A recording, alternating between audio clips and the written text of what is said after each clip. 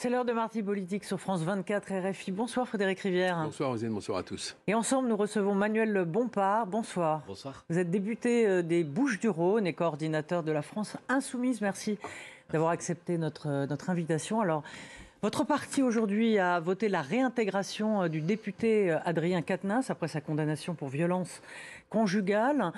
Chez la France Insoumise, la majorité l'a emporté, même s'il y a eu des votes contre, je crois que c'est 15.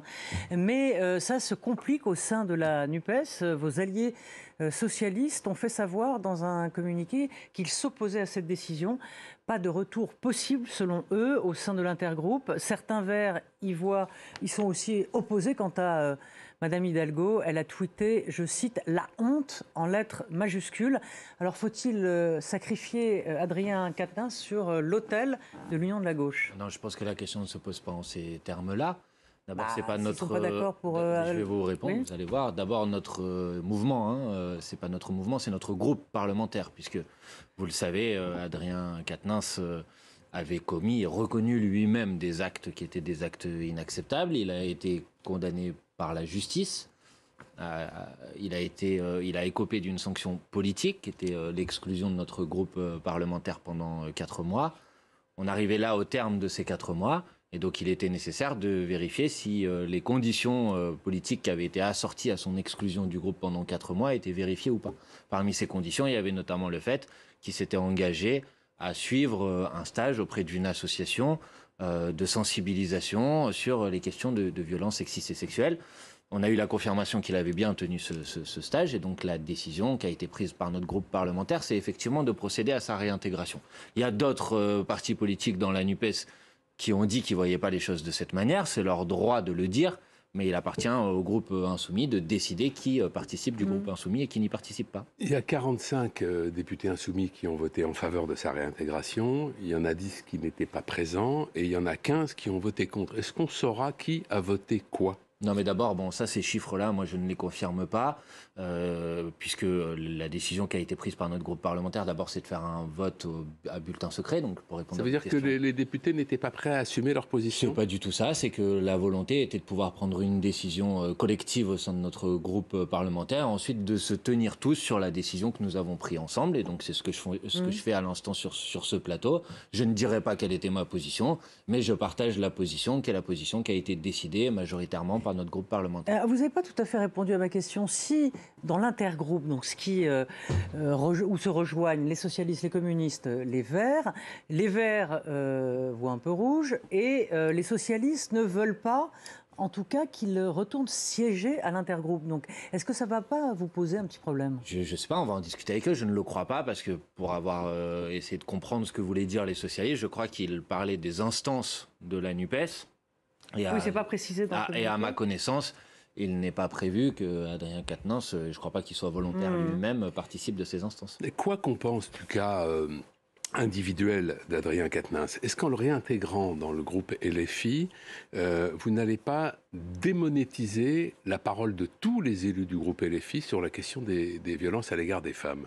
Je ne le crois pas, je veux dire les choses franchement. C'est une question, vous le savez, qui est une question très importante, la question de la lutte contre les violences sexistes et sexuelles. C'est une cause qui n'est pas nouvelle, ces violences existent depuis des années et des années.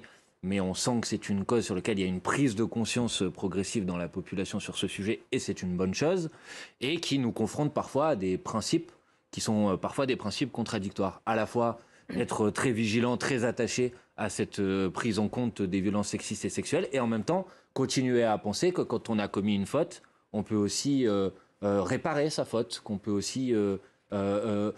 qu'on a un droit au pardon, qu'on n'est pas condamné à vie, ad vitam aeternam. Ça aussi, c'est des principes politiques qui sont très importants. Et donc, il faut trouver la décision qui permet de rendre compatibles ces différents principes. Et je pense que dans notre processus, en prenant d'abord une mesure d'exclusion pendant 4 mois et ensuite en examinant si les conditions sont réunies, on a tenu compte de ces deux principes. Dans votre camp qu'avec les autres, parce qu'on se souvient d'attaques. Je ne le crois pas, et je pense que, puisque votre question c'était est-ce que ça peut faire du mal à la lutte légitime contre les violences sexuelles. À la parole des élus de votre groupe. Je pense que quoi. Ce qui fait du mal à cette bataille, c'est quand elle devient instrumentalisée politiquement, de manière politicienne. Ouais. Et je regrette que dans cet intervalle, dans cette période, un certain nombre de responsables politiques, en particulier de la minorité présidentielle, aient cru bon de chercher à instrumentaliser ce cas-là. Mais est-ce que on ne pourrait pas vous dire qu'il y a peut-être ce qui est juste, et on pourrait défendre l'idée que le réintégrer soit juste, et puis il y a ce qui est convenable, et que ça ne serait pas convenable, compte tenu de ce qu'il a fait, de le réintégrer dans votre groupe, d'autant, encore une fois, que vous êtes très en pointe sur cette question des violences à l'égard des femmes. Le juste et le convenable sont-ils toujours compatibles ? Je crois que notre responsabilité, quand on est engagé politiquement, c'est d'essayer de défendre des principes qui nous paraissent être des principes justes, même si parfois ils peuvent ne pas être compris par tout le monde, et ensuite de faire un travail qui cherche à expliquer pourquoi on en arrive là, quel est le sens de la décision qu'on prend. C'est ce que j'essaye de faire à l'instant sur ce plateau. J'imagine bien, et que certaines personnes considéreront que cette décision n'était pas suffisante, qu'il fallait une exclusion au niveau plus longue. moral, en tout cas. Et puis certains aussi diront que peut-être que, et j'ai entendu aussi, même si ce n'est pas le point de vue qui est le mien, qu'à partir du moment où la justice avait tranché, il ne fallait pas ajouter de sanctions politiques. Tous ces points de vue ont le droit d'exister, et on essaye de faire en sorte de concilier ces différents points de vue pour faire avancer notre manière de prendre en compte ces violences sexistes et sexuelles. Alors la vie du groupe est un peu malmenée ces derniers temps. Les communistes ont sonné la charge, c'était pas plus tard que ce week-end. Enfin, déjà ça avait commencé, Fabien Roussel, visiblement, vous a un peu dans le nez. Il a été réélu ce week-end à la tête des communistes, du parti communiste, pardon, et il a déclaré que la NUP était dépassée. Est-ce que le bateau NUP n'est pas en train de prendre l'eau ? Je ne le crois pas et je ne l'espère pas, parce qu'en ce qui me concerne, je pense que dans la situation qui est la nôtre aujourd'hui, c'est-à-dire d'une forme d'effondrement du macronisme, la question qui est posée au pays, c'est quelle alternative nous avons. Et je crois qu'en face de l'extrême droite, la seule alternative crédible, c'est celle que nous avons constituée avec la nouvelle Union populaire écologique et sociale. Parce qu'elle est sérieuse, parce qu'elle permet de rassembler les différentes formations politiques et donc de pouvoir espérer demain gouverner le pays. C'est ça notre objectif sur un programme. Le sérieux, c'est pas ce qui vous a caractérisé, dit-on, dans les critiques lors du débat sur les retraites. Oui, mais ça fait longtemps, vous savez que j'ai arrêté de regarder les critiques. La question qui nous est posée, c'est de savoir si la bataille que l'on a menée à l'Assemblée nationale est juste ou pas. Ce que j'observe, c'est qu'il y a plus de 70% des Français qui sont opposés à cette réforme des retraites, qu'il y a plus de 90% des actifs, qu'il y a l'ensemble des organisations syndicales de salariés. Et ce que nous avons fait à l'Assemblée nationale, c'est que nous avons utilisé les moyens qui étaient à notre disposition pour mener cette bataille, tout simplement. Et je pense que de ce point de vue-là, on a porté la parole des gens qui sont opposés à cette réforme. Fabien Roussel, Roselyne demandait si la NUPES prenait l'eau. Fabien Roussel a eu cette formule sur Twitter. Il ne s'agit pas de jeter le bébé avec l'eau du bain, mais il faut changer l'eau du bain de temps en temps. Reconnaissons que la formule est amusante, non ? Mais je ne sais pas ce que ça veut dire. Ça voudrait dire que le bébé... ce sont les élus et que l'eau du bain, c'est la NUPES. Et qu'aujourd'hui, la gauche serait dans une eau croupie. Bon, je vous laisse aux exégèses des formules de Fabien Roussel. Moi, je vais vous dire... C'est relativement limpide. Non, mais je vais vous dire les choses de manière très précise et très importante. La NUPES, elle a été constituée il y a à peu près un an. Oui. Depuis un an, à peu près toutes les semaines, on nous dit que la NUPES va s'effondrer, que la NUPES va exploser, que la NUPES va se terminer. Ouais, ça se rapproche un peu. La dernière fois que je suis venu sur votre plateau de mémoire, on discutait déjà de ce sujet. Mais elle va quand même qu'à un cas. Non, mais attendez, soyons clairs, soyons francs. Vous inquiétez pas pour la NUPES. Je vais vous dire franchement les choses.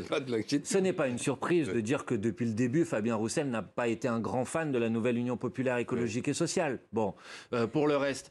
Fabien Roussel, le problème avec lui n'est pas un problème personnel. La question qui nous est posée, c'est une question politique. Fabien Roussel pense que la NUPES est dépassée, c'est-à-dire qu'il faut passer à autre chose. Et ce n'est pas mon point de vue. Et donc moi, je suis favorable à la poursuite de la NUPES et je crois avoir entendu des responsables socialistes, des responsables écologistes dire aussi qu'ils étaient favorables non seulement à ce que la NUPES se poursuive, mais même qu'elle s'approfondisse, qu'elle continue à se développer pour pouvoir gouverner ce pays demain, tout simplement. Alors, soyons honnêtes, Manuel Bompard, est-ce que la figure de Jean-Luc Mélenchon, parce qu'on voit bien que c'est aussi ça qui ne passe pas, la figure de Mélenchon est devenue un peu éruptive, malgré tous ses talents d'oratoire, ses talents, on en parlait tout à l'heure hors antenne, de quelqu'un qui a quand même... beaucoup de choses pour lui, pour affronter une présidentielle, que ce soit intellectuellement, que ce soit ses connaissances historiques, bref... voilà. Vous n'avez pas beaucoup d'originalité parce que je vous disais tout à l'heure sur la NUPES, chaque semaine on a eu sur Jean-Luc Mélenchon. Pour le suivre. Non, mais il n'y a aucun problème. Je vous réponds pour le suivre depuis très longtemps. On peut chanter une chanson si vous voulez. Non, pour le suivre depuis très longtemps, Jean-Luc Mélenchon, j'ai entendu ça des milliers de fois. entre chaque élection Non, mais là, présidentielle. devient... Mais est-ce que Jean-Luc Mélenchon, c'est pas terminé pour lui? C'est pas la question que je vous pose. C'est la question, est-ce qu'il ne devient une personnalité qui est de plus en plus clivée et qui exaspère? Mais écoutez, s'il n'y avait pas eu Jean-Luc Mélenchon, il n'y aurait pas eu la NUPES. Et s'il n'y avait pas eu les 22% des voix de Jean-Luc Mélenchon à l'élection présidentielle, il n'y aurait pas aujourd'hui... S'il n'y avait plus de Gaulle, il n'y aurait plus la Ve République. C'est le même raisonnement. C'est vrai, et ça serait peut-être pas plus mal. Mais on parlera, si vous voulez, de la Ve République après.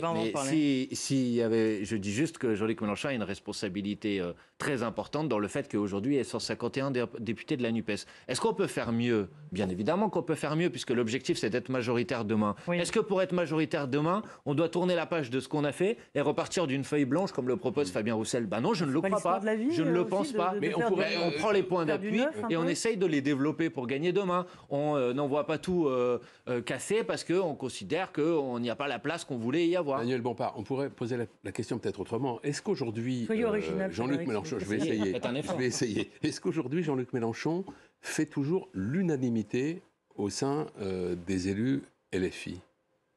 L'unanimité. L'unanimité pour faire quoi? Je crois, oui. C'est-à-dire considéré comme toujours le leader naturel mais du écoutez, mouvement. moi, je ne peux pas parler au nom de tous les élus LFI. Vous n'êtes pas original. Vous n'êtes pas original dans vos réponses. Mais vous me demandez de parler au nom des autres. Ça, je ne sais pas faire. Ça ne s'appelle pas de la langue de bois. Moi, je peux vous parler de ce que je pense, moi. Voilà, vous voulez que je vous parle de ce que je pense, moi? Je pense que Jean-Luc Mélenchon, c'est un atout. Je pense que Jean-Luc Mélenchon, c'est la figure qui est la plus identifiée aujourd'hui, qui porte nos idées politiques et qui lui auront permis d'aller jusqu'à 22% des voix à l'élection présidentielle. Et donc, je pense que c'est un point fort. Et j'observe que par ailleurs, en plus de Jean-Luc Mélenchon et par son action en particulier, il y a un certain nombre d'autres figures qui ont pu émerger dans la vie politique française. Et je pense que c'est positif et que c'est une bonne chose. Donc voilà, je ne peux pas vous dire autre chose et je ne crois pas faire de la langue de bois en vous disant ça. Eh bien, très bien. Alors, si on en croit le sondage réalisé la semaine dernière par les sondeurs de chez Elab, les rapports de force ont profondément changé depuis 12 mois. Si l'élection présidentielle avait lieu maintenant, Marine Le Pen serait largement en tête au premier tour et au deuxième tour. Comment expliquez-vous que seule, elle récolte les fruits de la colère ? Mais d'abord, j'attends de voir une élection en réalité, pas un sondage. Vous savez, il y a eu plusieurs élections législatives partielles qui sont des élections réelles, celles-là, même si elles se déroulent dans certaines circonscriptions. Ah bah parlons-en. Oui, on peut en parler si vous voulez. Votre candidate, la France insoumise. Non, mais parce que vous avez peut-être une mémoire qui se réduit à 2 semaines en arrière.